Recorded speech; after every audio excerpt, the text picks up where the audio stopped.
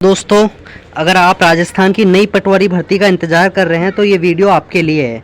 ठीक है, देखो दोस्तों की नई पटवारी भर्ती है। आपने बहुत बार सुना है कि राजस्व विभाग ने है वो तैयारियां शुरू कर दी है 2998 पदों पर नई भर्ती को लेकर। ठीक है, पटवारी की जो नई भर्ती आएगी उस भर्ती को लेकर। नई भर्ती में यार देखो बहुत सारे इसके अंदर आपके सवाल हैं कि जैसे आयु सीमा इसके अंदर क्या रहेगी, योग्यता क्या होगी, सिलेबस क्या होगा, लेटेस्ट न्यूज़ है जो क्या है अभी इस वीडियो में बताओगे।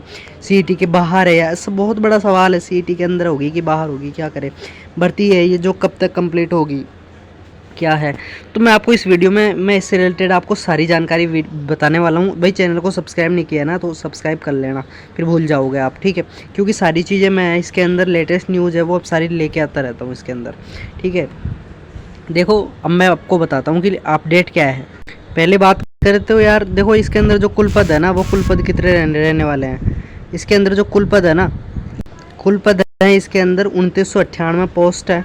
और ये पोस्ट आगे और भी बढ़ सकती है, जैसे नए ज़िले बने हैं उस हिसाब से। अगर नए पटवार मंडल और भी बने, हालांकि 1035 पटवार मंडल है वो पहले बन चुके हैं, लेकिन अब और भी पटवार मंडल बने तो क्या पता भर्ती अभी लेट जाएगी तो और भी पद इसके अंदर बढ़ने की संभावना है।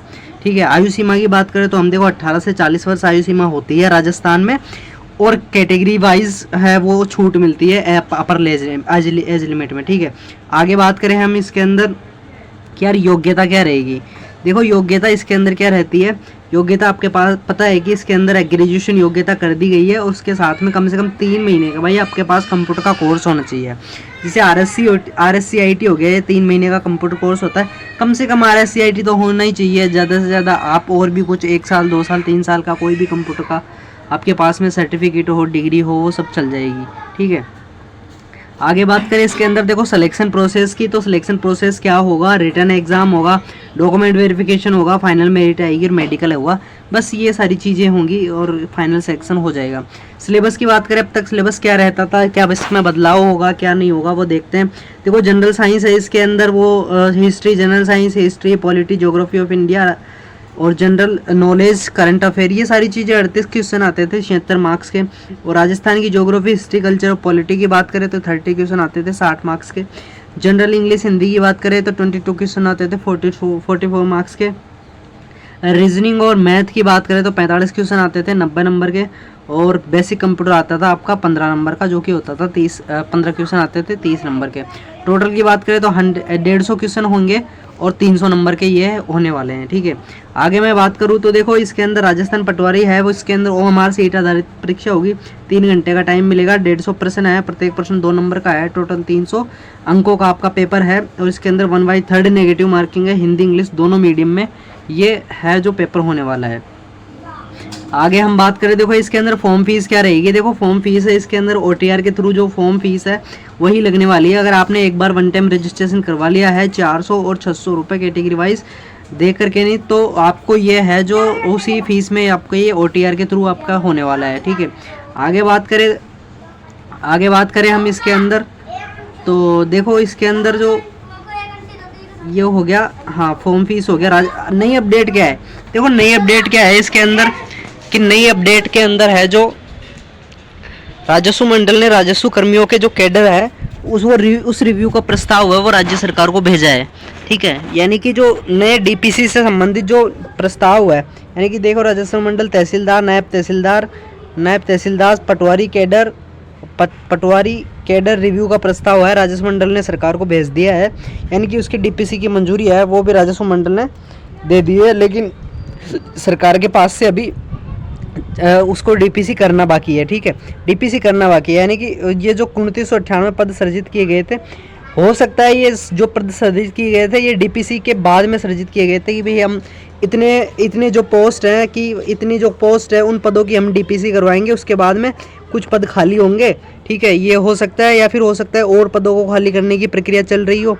तो उस हिसाब से है ना जो प्रमोशन है DPC होनी है। जो पुराने जो पटवारी लगे हुए हैं वो पटवारी लगे हुए हैं भाई, उनका प्रमोशन भी तो होना है ना, तो उनको प्रमोशन के थ्रू अगली पोस्टों पे भेजा जाएगा। ठीक है, अगली पोस्टों पे भेजने के बाद मतलब उनको और आगे की जो पोस्ट होती है पटवार मंडल के जो जिनके अंदर पटवार मंडल अधीन होते हैं, ठीक है, तो उन पोस्टों पे उनको लगाया जाएगा जिससे पटवारी के पद है वो और ज़्यादा खाली हो सके।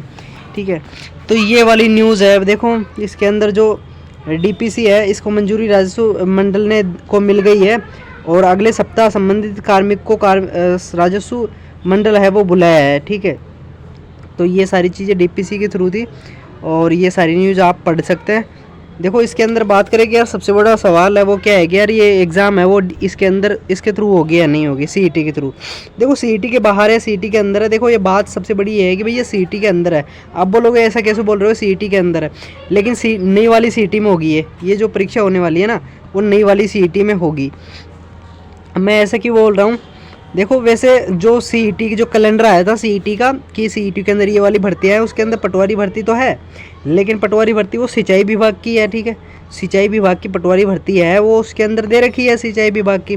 लेकिन ये वाली जो भर्ती है 2998 पदों की, ये है वो भू राजस्व विभाग की है। अब भू राजस्व विभाग की उसके अंदर सम्मिलित तो होगी नहीं होगी। एक नया नोटिफिकेशन जो वायरल हुआ था गवर्नमेंट की तरफ से आया था, ठीक है, तो उसके अंदर क्या लिखा हुआ है, देखो इसके अंदर जो सीईटी है वो cumulative test for the recruitment of patwari, तो पटवारी से संबंधित एक अलग नोटिस जारी कर दिया गया था। ठीक है, तो उस नोटिस में क्या लिखा हुआ था कि जिन्होंने भी मिनिमम मार्क्स है वो ऑब्टेन किए हैं, determined Patwari Rajasthan SSC Rajasthan staff selection board in common eligibility test for graduation level. ठीक है, यानी ग्रेजुएशन लेवल के अंदर है ये जो सीईटी ग्रेजुएशन लेवल होती है उसके थ्रू ये वाली जो भर्ती है ना पटवारी भर्ती है वो होने वाली है। पटवारी भर्ती रिक्रूटमेंट ये कटा हुआ है थोड़ा सा। ठीक है, तो ये है इसके अंदर। तो जितने भी सीईटी के अंदर ये जो सीईटी क्या होगी, उस सीईटी नई वाली सीईटी होगी यार। नई वाली सीईटी कब होगी, देखो नई वाली जो सीईटी है ना यह 2023 में तो होगी नहीं, ये तो कंफर्म है कि 2023 में नहीं होगी, लेकिन हाँ हो सकता है 23 के एंड तक, हो सकता है 24 के स्टार्टिंग में, मैं मान के चलता हूँ। चलो 2024 के स्टार्टिंग में आपको जनवरी फरवरी में इसका नोटिफिकेशन देखने को मिल जाएगा और ये बहुत जल्दी 3-4 महीने में, यानी कि 2024 के मिड तक ये जो आपकी सीईटी है वो कंप्लीट हो जाएगी। 2024 के मिड तक है वो सीईटी कंप्लीट हो जाएगी, नई वाली जो सीईटी है वो होगी। और फिर इसके बाद में पटवारी भर्ती सबसे पहले मुझे लगता है, उसके बाद में पटवारी भर्ती का ही प्रोसेस चलने वाला है। ठीक है, तो ये सारी जानकारी थी। नोटिफिकेशन कब तक आएगा भाई, नोटिफिकेशन तो नई सीईटी के बाद ही आएगा ना, नई सीईटी होगी उसके बाद में ही फिर पटवारी भर्ती का है वो सारी चीज़ चलने वाली है। तो ये सारी चीज़ें थी। अगर इससे रिलेटेड कोई भी अगर आपको बात पूछनी है तो देखो कमेंट बॉक्स खुला हुआ है, कमेंट बॉक्स में आप कमेंट कर दो, मुझे बता दो। और अगर देखो चैनल आपको अच्छा लगता है, मैं ऐसी जानकारी लेके आता रहता हूँ, तो इस चैनल को कर लेना आप सब्सक्राइब, भूल जाओगे फिर सब्सक्राइब कर लेना, लाइक कर देना। ठीक है दोस्तों, और मिलते हैं अगले वीडियो में। जय हिंद, जय भारत।